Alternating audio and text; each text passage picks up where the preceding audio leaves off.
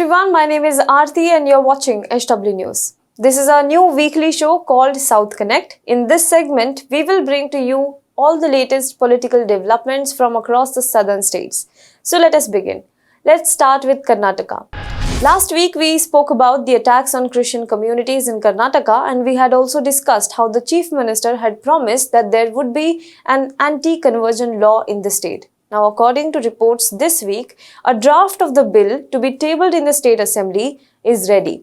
According to an India Today report, the draft bill states that in recent years, the state has noticed many instances of conversion by means of allurement, coercion, force, fraudulent means, and also mass conversion. These instances cause disturbances of public order in the state.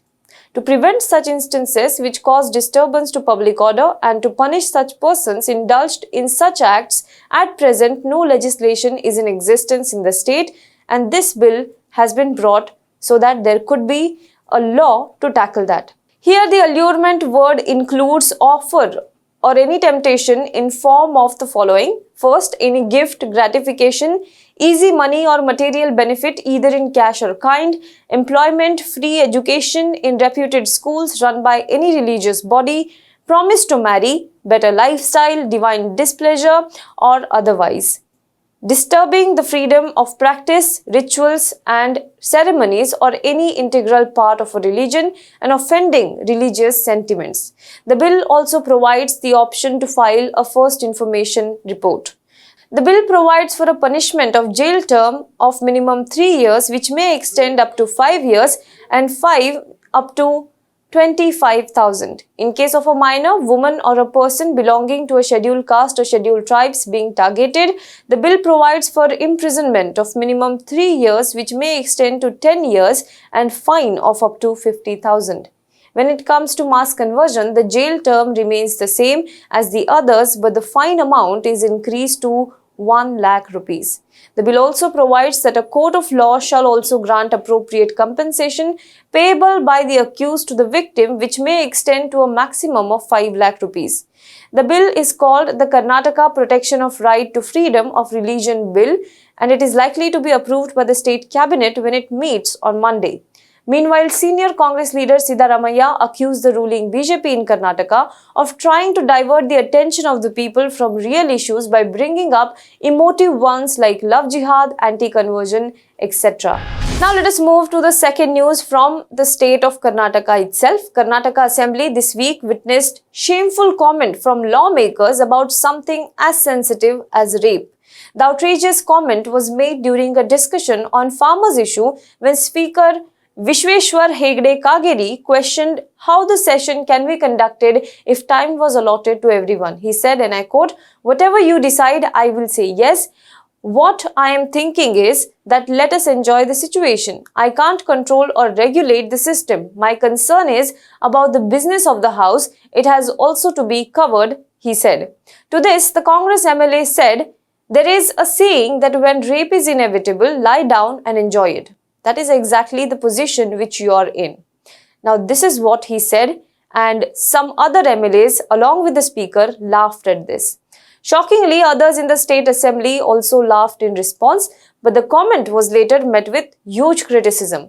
Following the criticism, Congress MLA K.R. Ramesh Kumar wrote in a tweet last night saying that his intention was not to trivialize or make light of the heinous crime, but an off-the-cuff remark. He said, and I quote, "I will choose my words carefully henceforth."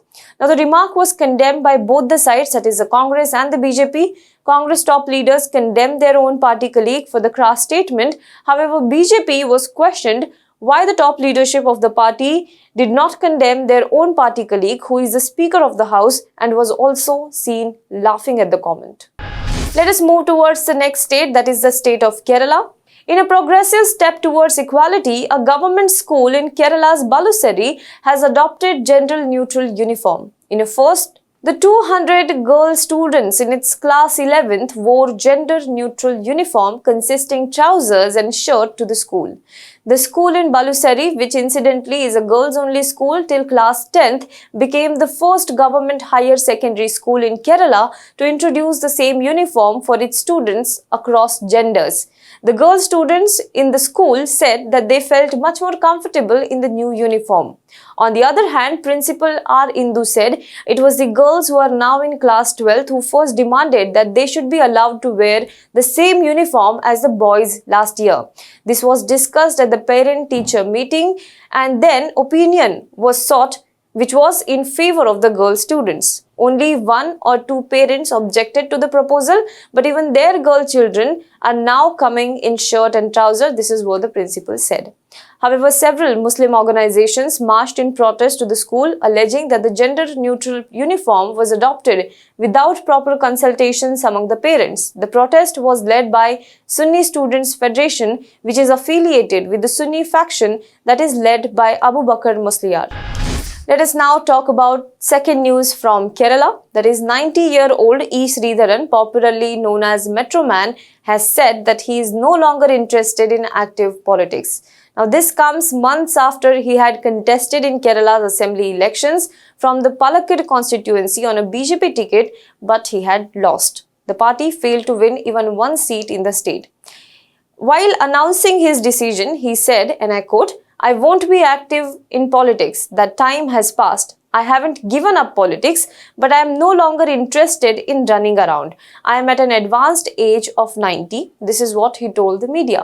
He added that he was never a politician and had joined politics as a bureaucrat. He said, "I am serving people through 3 trusts, even beyond politics." He also admitted that he was slightly disappointed after his electoral defeat, but he said he has no disappointment now when he looks back. He said because as the only MLA, he could not have done anything. Without power in the state, one MLA cannot do anything. This is what Mr. Sridharan said.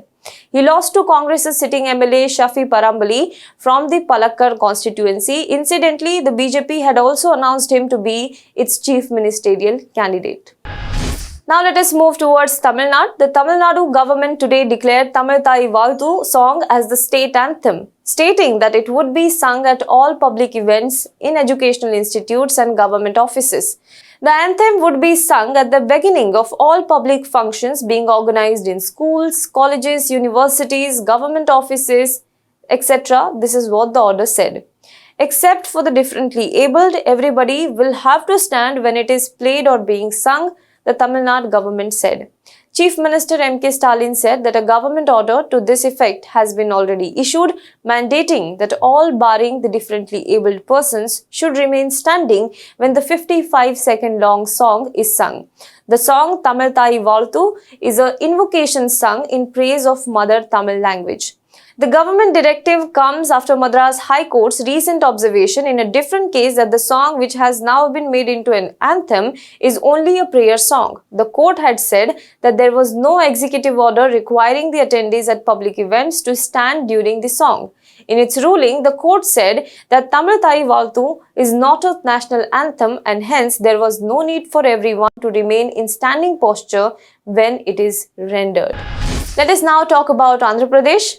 Union Minister Giriraj Singh said in Rajya Sabha that the pending amount under Rural Employment Guarantee Scheme Manarega to Andhra Pradesh will be cleared after the state government clarifies the discrepancies noticed in the documents it has submitted. Speaking during the question hour, Giriraj Singh also asked TDP member Kanaka Medela Ravindra Kumar to submit in writing the alleged diversion of funds allocated under Manrega by the Andhra Pradesh government. He said, and I quote, "No dues are pending towards Andhra Pradesh under the scheme. Some discrepancies have been noticed in the documents submitted by the Andhra Pradesh government. We have sought clarification from the state government on the same."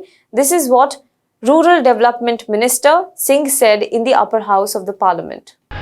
Let us talk about Telangana. Telangana Chief Minister Chandrasekhar Rao intensifies his effort to forge an alternative to BJP with regional parties. Now, powerful regional political parties in different states are emerging as the main alternative to the BJP in their respective states. Some of them have already begun efforts to go national, like TMC. Adding to the list of such parties, Telangana Rashtra Samiti President and Chief Minister of the state, K. Chandrasekhar Rao is planning to visit non-BJP ruled states to bring together regional parties as part of efforts to form an alternative to the BJP at the national level. The Chief Minister is reported to have dropped indication to this effect during his meeting with his Tamil Nadu counterpart M.K. Stalin in Chennai on Tuesday. Though the meeting was described as courtesy call, the two chief ministers are understood to have discussed about the political situation at the national level and the manner in which the BJP government was trying to assert the rights of the states through its policies. Well, that's it for today's show. If you are watching this video and have some suggestions, please do tell us in the comment box below. If possible, we will also try and add it to our show. If you think a particular news or incident from the southern state is not getting as much attention as it should, please do write to us. We would consider adding it to our show. We will meet you next week with another video in this segment. Until then, stay tuned to HW News.